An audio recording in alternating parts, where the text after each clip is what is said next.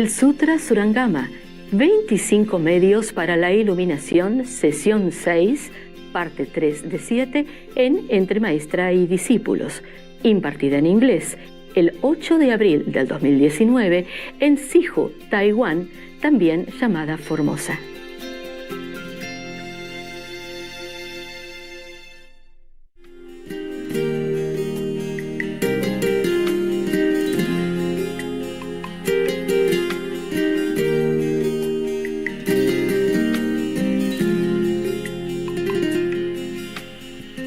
First, you resolve, and entering samadhi, come slow or fast, as there are different norms. First of all, you must determine, okay, to follow the way, and then you must do all you can to enter samadhi. And then you can either slow or fast, depends on your own resolve, and also depends on different kind of method, and yourself also. Form and thought combined become the dust. Their essence is not discernible. How can one use what lacks clarity and expect to gain perfect penetration? We came from dust, from nothing, so it's a form and thought, even combined, is a dust anyway. So their essence is not discernible. You cannot even find the essence of your own form, the real form and the real thought. Where from? Where they are? What are they? You cannot see it. You cannot touch. You cannot grasp it. Yeah, you cannot explain it. You cannot analyze it.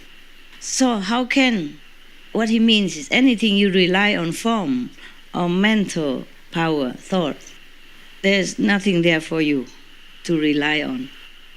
So he say, how can one use those which lack clarity and expect to gain perfect penetration? Because many of the bodhisattva beforehand, they say they use the touch or the water or whatever. So he say any form, anything has form or mental quality is dust, is nothing. You cannot rely on them. They're not reliable for you to have a perfect concentration. If you cannot concentrate well, then you cannot enter samadhi. That's what he meant. My calendar says so. He explained all that. He explained from the beginning of our worldly existence already how we came to materialize. It came only from emptiness, from nothing. And the thought also came from nothing. And the body, the form also came from emptiness. Therefore, he said like that first before he analyzed which method is okay, which is not. So he said, now, he beginning to analyze the surrounding sound, not the inner sound, not the inner vibration, but the sounds around us. The talking, because one of the bodhisattvas said he heard the Buddha say things, and because of the voice, he contemplated on that, he became enlightened. So he say now, in sound, language is intermingled. But the meaning in a word, a name, a phrase is such that no single one can include them all. How can this bring perfect penetration? He said that even if you heard a word or even any sound, it cannot include the whole sound in the universe, as well as the whole sound of the world. So one sound only cannot represent all. So you cannot use that to penetrate deeply into the nature of all-inclusive brightness. That's what he meant, enlightenment. Okay. And then now he say another one. That's the sound, the voice that he attacked already. No, he said no already. He asked a question, but he mean no. You see, how can this bring perfect penetration? He asked so that the assembly know that it's a no-no. Because if they answer, of course not, then they know this is a no. He is very polite. He didn't say, this is not good, not like your very straight master. No, that's no, get lost. He's very polite. He said, how can this? As if he don't know, you know. He give all the fact, and then he said, how can this be? Of course, the assembly, we have to agree. No, that's not. Well, he didn't say anything. He didn't criticize nothing. All right, next one. Awareness of smells comes through contact with them. Apart from them, one does not know that they exist. Since sensation of them is not constant, how can one reach perfect penetration? Oh, it's really a poem. See that? Since sensation of them is not constant, how can one reach perfect penetration? All right. Suppose we are born into some place in a bubble and live in a bubble for some reason and never smell perfume. So how can we even know perfume exists? How can we even smell that fragrance? That's what he meant. So rely on smell is a what? No. Yeah. But he didn't say no. He said, how can? If you don't ever know the smell, you don't even know them exist. So he may know. Right. Next one. He always asks questions. He didn't say no. He didn't say no good. I would say, no good, don't. But he say, next one, for the flavor, the one who practiced flavors. And now he say, flavors are not to us fundamental. They only exist when there is something to taste. Since this sensation is not perpetual, how can one derive perfect penetration? Ask question again. He means the tasting of things, the flavors are not born from us. It's not our nature. So if we want to go back to our nature, it's logical. We cannot rely on something that is not our nature. He's a very logical guy. No wonder he's number one wisdom monk in the assembly. That's what I guess. My calendar guess like that. Otherwise, it's very clear already, no? Just in case you pretend you did not understand, I just pulled a calendar out for you. Now, next one. Touch becomes clear only when something is touched. Without an object, there can be no contact. With fluctuation between contact and separation, how can one gain perfect penetration? He asks again. It's true, right? It's true. So somebody practiced to gain enlightenment through touch. Maybe for him, okay. Because probably his affinity like that. Or maybe the Buddha blessing, so that even through the touch, he can be enlightenment. These are old time and people are more pure. Anything can get enlightenment for them. But he said, when there's nothing for you to touch, then how can you rely on to meditate on or to concentrate on, contemplate on? Logic, no? So this is a method to rely on touch is a... No. Wow. You know everything. What for I sit here? Just to look at you, huh? Your beautiful karma face. Now, mental constructs known as internal dust, reckoned as dust, they are certainly sense objects. Involvement of subject and object cannot be pervasive. How then can they lead to perfect penetration? Similar. You understand already or not? Or do I have to pull out the calendar? No. You got? Yes. Good. So this method, you and whatever object you touch, this is not everything. It's not just you and the one thing. It's not pervasive. It's not your true nature, because your nature is all pervasive. That's what he meant. So this one not pervasive enough. How can you go back to your nature if you touch something that is so non-pervasive? So is this method is now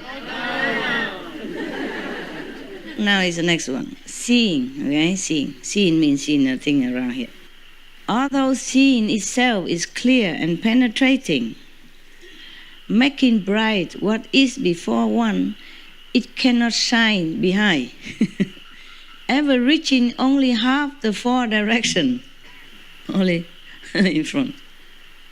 How can it manifest perfect penetration? So you understand already? Some people just concentrate on one object in front, like a crystal. looking at crystal, how can it be all inclusive? So this is a method of seeing things, to concentrate in one thing in front of you is a... Wow, very enlightened indeed. Okay, now, on the breath. The nose breath penetrates in and out, but in the rest between there is no air. When you don't breathe in, or between the in and out, there's no air. So these interruptions render it inconsistent. Oh, this guy is very articulate. How can one use it for perfect penetration? So is this a yes or a no? No. Really know that it's no, or you just say because everybody... We were at the breath, right? Okay, so now it's the tongue. The tongue is not an organ apart from cause. I mean, it's just from cause and effect.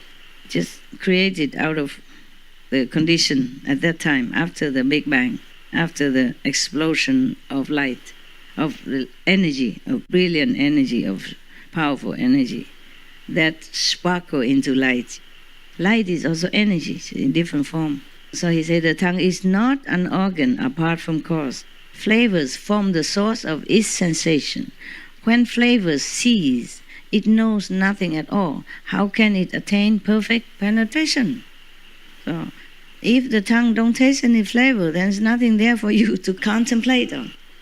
So using the tongue, which rely on the flavors to know enlightenment, like the medicine man, is it yes or no?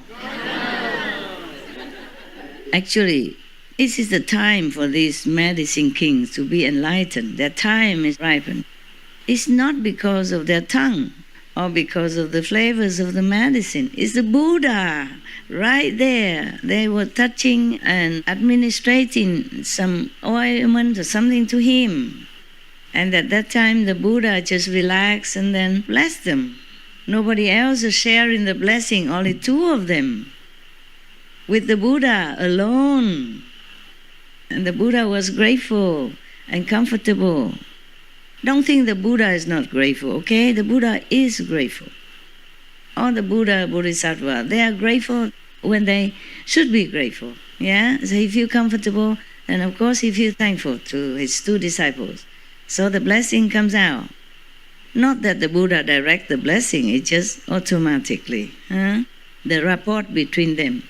Plus, these two medicine men has practiced eons of kalpas, as many as the senses in the Ganges rivers. God, I thought you don't know that much, but I am wrong. I'm very pleased with your catching up and memory. Now, next one. It is the same for the body as for objects of touch. Neither can be regarded as a perfect awareness with defined and limited invisible divisions. How can it be used for perfect penetration? Somebody is contemplating on the sensation of the body or something before it got to do with the body. So he say, the body and or something that is interact with it is not be regarded as a perfect awareness because it's only limited. Only the body and something touching it, yeah, or feeling, making it feeling, yeah. Like you feel hot or you feel cold with your body, only this limited self and physical sensation. So he say, how can it be perfect penetration to go anywhere, yeah, to go up? So using the body for meditation is a yes or? All right. Now, he talked about the mind's knowledge, mean the knowledge of our worldly learning, yeah? Okay. The mind knowledge is a mass of deliberations. What it perceives is never profound insight, unable to get beyond reflection and thought. How can it reveal perfect penetration? Deliberation. It's just like whatever you know by the mind, is just some time of a mental gymnast, arguing back and forth, analyzing, just thinking only. Is a mass of deliberation. Whatever you want to take in, you take in, and sometimes people push it in for you, a brainwashing. It never can perceive anything that is inside. The inside knowledge is different from the outside knowledge. So he said it can never penetrate the profound insight, with T, insight. So the thing the mind collect and call it knowledge is the thing from outside, with D. So, completely different.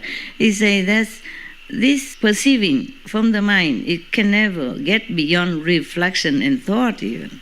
The original thought that makes the universe, that makes the world. How can it reveal perfect penetration? So this knowledge, mind knowledge, or the mass of deliberation can be used as a method of enlightenment? Yes or no? No. Okay, fine. Next one, the seeing consciousness combines three aspects. Prop is origin, it has no appearance. Since its very substance is variable, how can it bring perfect penetration? If something is too many, is too complicated, vary, then you cannot concentrate well. You cannot bring your mind into one-pointedness and single-mindedness, right? So he say, the seeing conscious is too complicated, too many things, seeing too many things. You cannot concentrate well on that, on the seeing alone. Yeah. So this method of seeing, using seeing to be enlightened, is a yes or no? No. Okay, good. Now, the heart of hearing penetrates the 10 directions.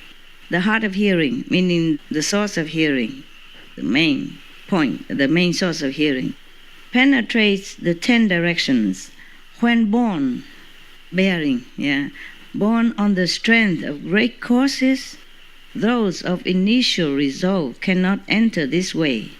How can one expect to gain perfect penetration? Or the heart of hearing, he means the physical hearing. If this method of hearing have to be carried by the strength of some good causes, then many of the normal people, a novice, would not be able to enter.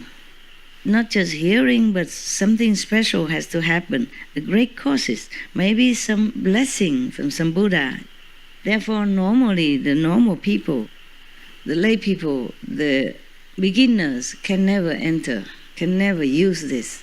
You just sit and hear everything all day without any teacher, without any blessing from any saint, then you get nowhere. So he said that this method is a... Thank you. Wow. We still have a lot.